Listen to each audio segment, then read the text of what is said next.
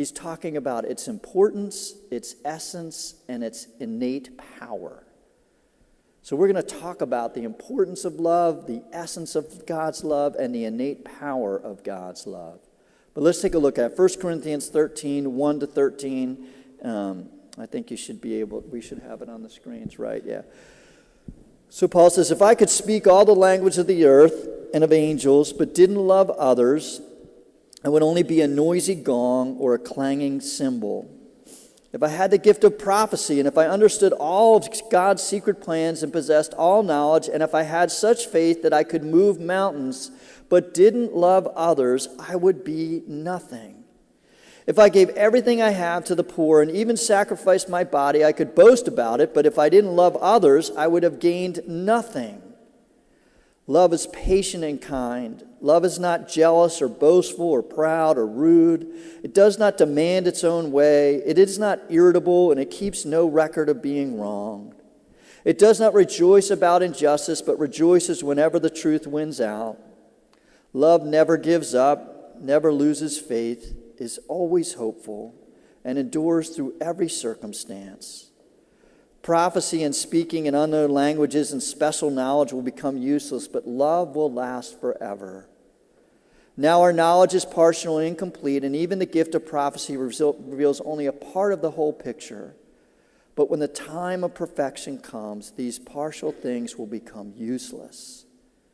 When I was a child, I spoke and thought and reasoned as a child, but when I grew up, I put away childish things. Now we see things imperfectly like puzzling reflections in a mirror, but then we will see everything with perfect clarity.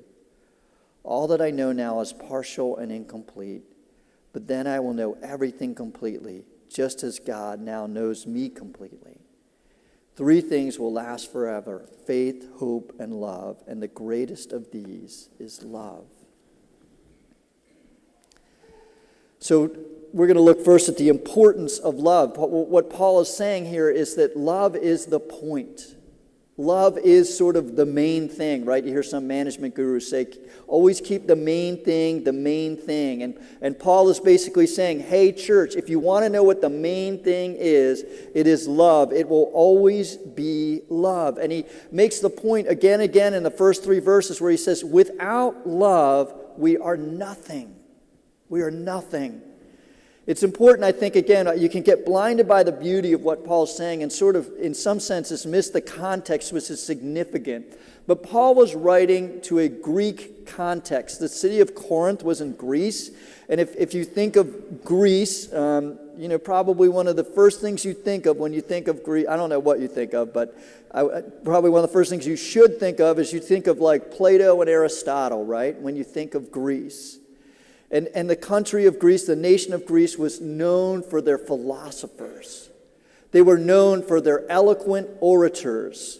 And the way to kind of gain acclaim and attention in the Greek world was to be an intelligent philosopher who could draw a big crowd by his speaking. And that sort of culture had seeped its way into the Corinthian church. And they began to think, and they began to have sort of an elitism. And they began to think that the people that were super spiritual, the people that really got it, were the people that had knowledge and prophecy. And they sort of had this like infused wisdom from God. And they were able to give all that. And those were the super spiritual people. And those were the people that really got it. And there began to be, if you read the book of 1 Corinthians, you'll see that according to Paul Gardner, and a commentator, and I agree with him, one of the running themes that Paul is trying to do is he's trying to destroy this sense of elitism. This idea that the really eloquent and the really smart are the best, right? And he says, they saw and they began to manipulate faith in Jesus as a way to be elite.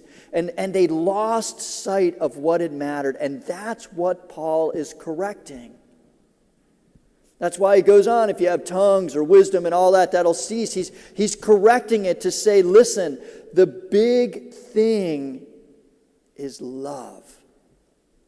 If you do not have love, you have nothing. And he uses that to sort of say, look, let's get out of this elitism idea and let's remember what really, really matters. Now, we might look at that, and we're not in Greco-Roman culture, right? That was thousands of years ago. I don't think too many people get that excited about Plato and Aristotle anymore. Maybe you should, but you don't. But let me ask you this. What are you after? What is it that makes you feel like, man, when I look at that person, they got it. They got it. Maybe it's money. Maybe it's commercial success. Maybe it's virtuous kids. I don't know what it is, but there's a sense we all kind of bring it into us that like, man, like if I live this, I've got it. And Paul says to you, just like he said to them, if you don't have love, you have nothing.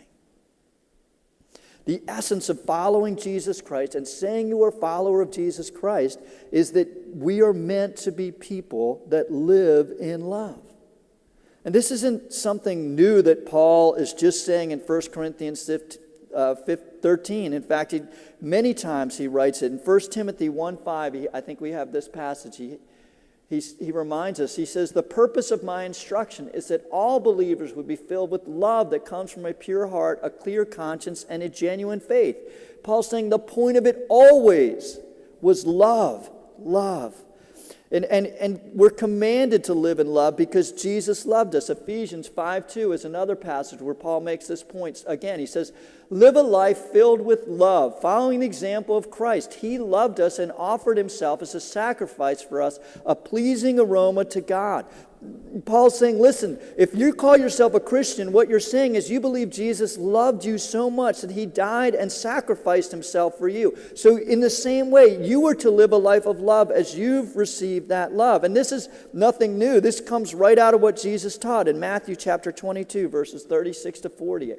Jesus taught the same thing. When people asked Jesus what was the most important thing in life, teacher, which is the most important commandment in the law of Moses? Jesus replied, you must love the Lord your God with all your heart, all your soul, and all your mind. This is the first and greatest commandment. I think we have a little bit more. And a second is equally important. Love your neighbor as yourself. The entire law and all the demands of the prophets are based on these two commandments. Jesus thought this was so important, right? As he was leaving his disciples, he made clear to them that their love for one another would make the biggest mark on the world. Think about that for a second. Jesus' church growth strategy, right, was that they would be communities of places that are marked by love. In John chapter 13, we see Jesus saying this right before he died. He said, so now, he's talking to his disciples, which if you're here and you want to follow Jesus Christ, that's who you are. He says, so now I'm giving you a new commandment. Love each other just as I have loved you. You should love each other. Your love for one another will prove to the world that you are my disciple. And that shouldn't surprise us that Jesus says that sacrificial love is sort of the mark of really learning from him about life because he actually lived it. In Mark chapter 10, verse 45, we see Jesus, when asked to describe his life purpose, said, for even the Son of Man came not to be served, but to serve others and to give his life as a ransom for many. Love is the point. Sacrificial love, serving each other, giving our life up for one another. If you say that you're a follower of Jesus, like that's the whole point. And Paul is trying to speak to a culture that said, oh, the real point is eloquence and wisdom and knowledge and all that kind of stuff. And he says, no, the point is love. If you don't have love, you have nothing. And he's saying the same to you, and he's saying the same to me. Do you have love? Do you have love? Are you growing into a more loving person as a result of your faith? I always bring this up, but I think of I'm haunted by the episode of The Simpsons where Bart Simpson, has a Christian neighbor, and the neighbor's packing up the van, and Bart asked him where he's going, and he said, oh yeah, we're going to Christian camp to learn how to be more arrogant and judgmental, right? You know, like that shouldn't be how it is, right? We're meant to be like loving people. But this is where the challenge comes in, like, how do you define love? And that's the second point. Paul talks about the importance of love, but then he starts to, as he goes on in 1 Corinthians 13, he starts to talk about its essence of love. And love is really hard to define, isn't it? You know, I don't know what this says about me. The song that went through my head all this week was "What is Love" by Howard Jones. You know, what is love anyway, right?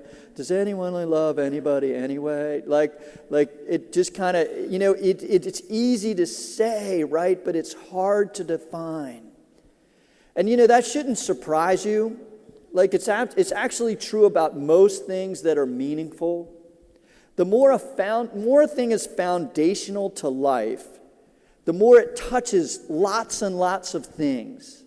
And when something begins to touch lots and lots of things, it becomes more difficult to isolate it and define it. And so I can, you know, isolate and define the carburetor in my car, right? Because I can take it out and isolate it. I don't even know if cars have carburetors anymore, but like you get the point. But to describe like motion or movement, which touches lots of things. It could be walking, it could be driving, it could be, you know, a train, all this, you know, all of a sudden it becomes like harder to define because it touches more things. Well, if love is foundational, right, it's pretty hard to define. And, you know, but you got to keep looking for it. Just because it's hard to define doesn't mean you don't keep looking for it. And that's what Paul says. And he sort of just begins to like list. You know, he comes up with this incredible list. It's almost worth just looking at again. I don't know that they'll be able to get to the slide, but in verse 4, it's interesting. He talks about 2 things love is, and then 8 things love isn't.